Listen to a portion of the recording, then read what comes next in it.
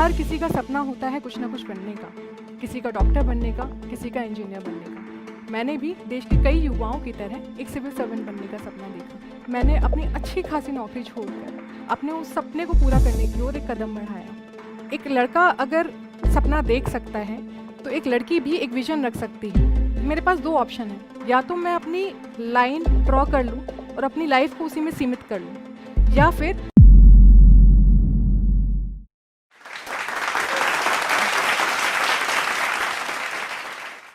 हर किसी का सपना होता है कुछ ना कुछ बनने का, किसी का डॉक्टर बनने का, किसी का इंजीनियर बनने का। मैंने भी देश के कई युवाओं की तरह एक सिविल सर्वेंट बनने का सपना देखा। इस सोसाइटी में जहाँ एक लड़की के लिए एक नौकरी करना ही बहुत बड़ी बात होती है, वहाँ पर मैंने अपनी अच्छी खासी नौकरी छोड़कर अपने उस सपने को पूरा करने की ओर एक कदम बढ़ाया। पहला प्रयास किया, पहला ट्राई किया उसके लिए, लेकिन मुझे उसमें सफलता हासिल नहीं हुई। दूसरा ट्राई करा, इस बार भी निराशा ही हाथ लगी।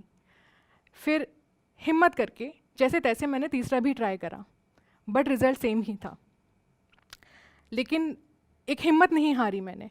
बोलते हैं, किसी ने कहा भी है कि हौसले की तरकश में कोशिश का तीर जिंदा रख। हौसले की तरकश में कोशिश का तीर जिंदा रख, हार जा चाहे ज़िंदगी में कुछ भी, लेकिन जीतने की उम्मीद जिंदा रख। तो बस इसी उम्मीद के साथ मैंने अपना एक अटेम्प्ट और दिया। मैंने 4th अटेम्प्ट दिया, पूरी मेहनत से दिया, लेकिन उसके बाद भी मुझे 3 साल और इंतज़ार करना पड़ा। Due to some court case मेरा वो रिज़ल्ट पेंडिंग हो गया। उस दौरान कई बार ऐसा भी होता था कि सोसाइटी से प्रेशर आने लगता था, लोग आपकी कैपेबिलिटीज़ पे शक करने लगते हैं।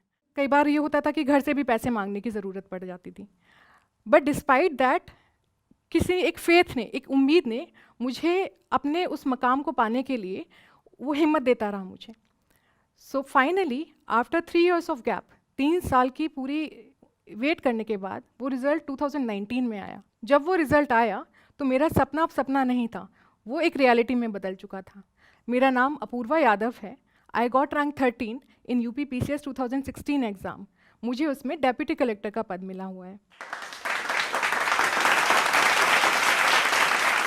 बचपन से ही मेरे मन में देश के लिए कुछ करने का सपना था, लेकिन हमारी ये सोसाइटी एक स्टीरियोटाइप बना देती है लड़कियों के लिए। मैं ये प्रूव करना चाहती थी कि एक लड़का अगर सपना देख सकता है तो एक लड़की भी एक विजन रख सकती है। मैं इस चीज़ को प्रूव करना चाहती थी, मैं उस स्टीरियोटाइप को तोड़ना चाहती थी। उसमें कई दिक्कतें भी आती हैं। कई बार क्या होता है कि एक लड़की होने के नाते अगर आप 1 घंटे के ट्यूशन के लिए भी जाते हैं तो वहाँ पर पहुँच के आप घर पे इन्फॉर्म करते हैं कि आप ट्यूशन पहुँच गए हैं, और आप ट्यूशन से निकलने के टाइम भी घर पे इन्फॉर्म करते हैं कि आप वहाँ से निकल रहे हैं। तो एक बेटी बचाने और बेटी पढ़ाने की रिस्पॉन्सिबिलिटी भी केवल एक बेटी पर ही होती है, जो कि शायद किसी और को फेस नहीं करना पड़ता है। इसके अलावा भी कई बार ऐसा होता था कि मेरे पापा पब्लिक सर्विसेज में थे, तो उनका ट्रांसफ़र होता था, तो ट्रांसफ़र एकेडमिक कैलेंडर को देख के नहीं होता है। कभी इंग्लिश मीडियम में पढ़ने को मिल गया तो कभी हिंदी मीडियम में पढ़ने को मिल गया, कभी कोएड में पढ़ने को मिल गया तो कभी गर्ल्स ओनली स्कूल में पढ़ने को मिला। इस सब चीज़ों की वजह से आप एक एवरेज स्टूडेंट बन के रह जाते हैं। आप कंपटीशन में कहीं नहीं होते हैं और बच्चों से, क्योंकि और बच्चों का जहाँ फोकस केवल पढ़ाई पे होता है, आपका फोकस इन सब चीज़ों को अपना एक करिकुलम में एडजस्ट, स्कूल में सिस्टम में एडजस्ट करने में लग जाता है। लेकिन उसके बावजूद मैंने 12th में अच्छे नंबरों से अपना 12th पास किया। 12th पास करने के बाद हमारे यहाँ होता है कि इंजीनियरिंग कर लो। इंजीनियरिंग में मॉनेटरी स्टेबिलिटी बहुत होती है, एक नौकरी लगने की गारंटी होती है, तो मैंने भी इंजीनियरिंग कर ली।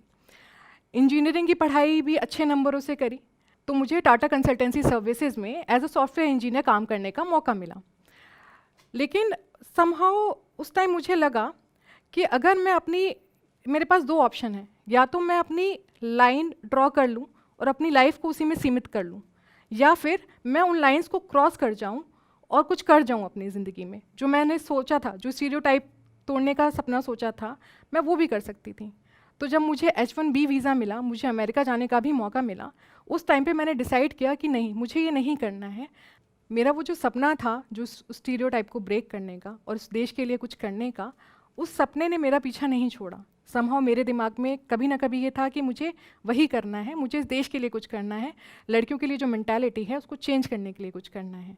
इसलिए मैंने टाटा कंसल्टेंसी सर्विसेज से रिज़ाइन किया और मैं दिल्ली आके स्टेट सिविल सर्विसेज की और सेंट्रल सिविल सर्विसेज की प्रिपरेशन करने लगी। इनिशियली क्या होता है कि हमारी एनर्जी बहुत हाई होती है, एनर्जी हमें सारी सोसाइटी हमें सपोर्ट करती है, हमारे घर वाले हमें बहुत सपोर्ट करते हैं, क्योंकि ये जो सिविल सर्वेंट बनने का सपना होता है ये किसी एक फैमिली का नहीं होता है, बल्कि ये एक यूनिवर्सल सपना है जो हर फैमिली कभी ना कभी सोचती है अपने बच्चों को बनाने का। वो सोसाइटी जो आपको पहले क्रिटिसाइज़ करती है, इनिशियली इस प्रिपरेशन में बड़ी सपोर्ट करती है।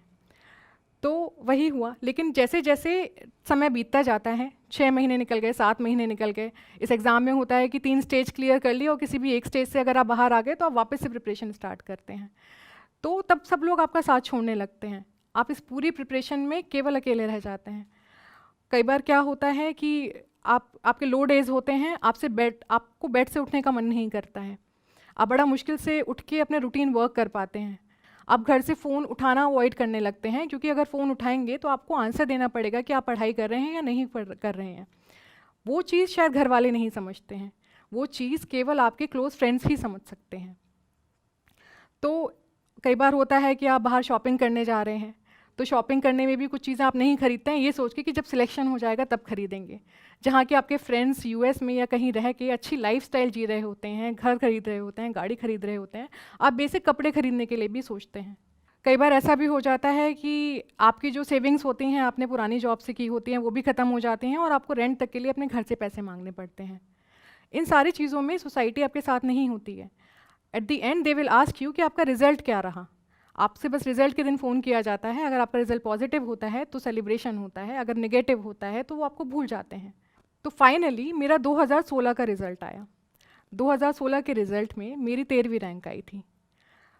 उस रैंक को आने के बाद सेलिब्रेशन केवल मेरे घर में ही नहीं बल्कि आसपास के घरों में भी स्टार्ट हो गया।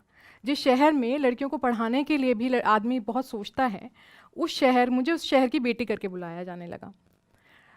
लेकिन मुझे लगा कि शायद मैं जो स्टीरियोटाइप वाली मेंटालिटी को तोड़ने का सोच रही हूँ, शायद वो मेंटालिटी अब टूटी होगी।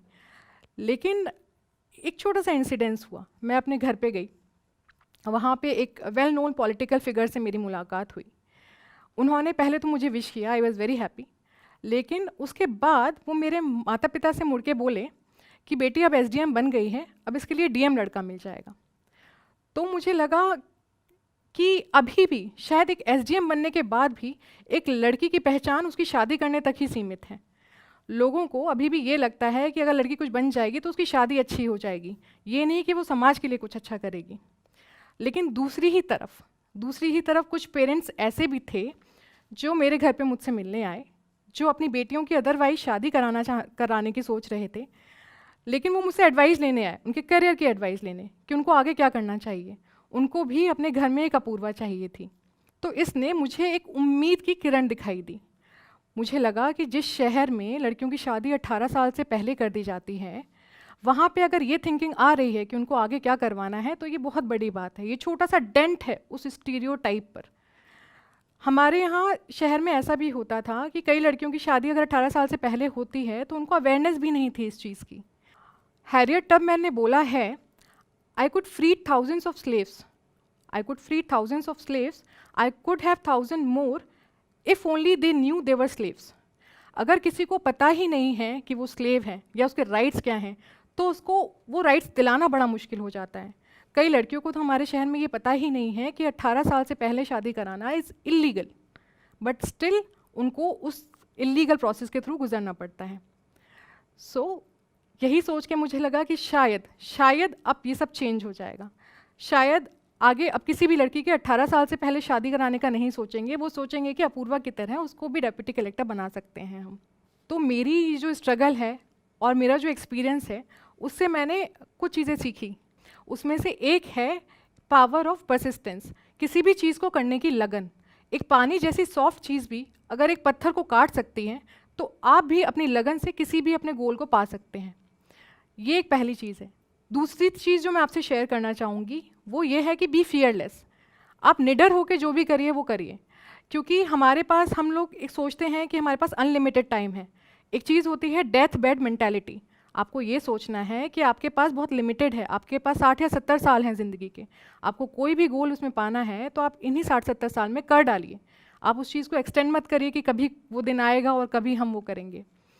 अपनी जो लिमिटेशंस हैं, अपना जो कंफर्ट जोन है, उससे बाहर निकलना ही पड़ेगा। अगर आप रिलैक्स्ड हैं अभी, विच मीन्स कि आप अभी सही दिशा में नहीं हैं, आपको वो चीज़ें करनी ही पड़ेंगी जो आपको अनकंफर्टेबल बना देती हैं। तो ये 2 प्रिंसिपल हैं। तो जो भी आज मुझे सुन रहा है, अगर आपने कोई भी सपने देखे हैं तो मैं बोलूँगी उन सपनों को अचीव करने के लिए बस आज ही से जुट जाइए। दुनिया की कोई ताकत आपको रोक नहीं सकती। कोई भी यहाँ पे लड़की जो आगे अपने गोल्स को पूरा करना चाहती है लेकिन समाज के रिस्ट्रिक्शन की वजह से अपने आप को होल्ड बैक कर रही है, तो मैं उनसे बोलूँगी कि आगे जाइए, अपने गोल्स को अचीव करिए। कहते हैं कि कोशिश करने वालों की कभी हार नहीं होती, तो जाइए और कोशिश ज़रूर करिए। Thank you so much, all the best. इस वीडियो के बारे में अपनी राय नीचे कमेंट सेक्शन में हमें बताएं और अपने दोस्तों के साथ ये वीडियो शेयर करना ना भूलें।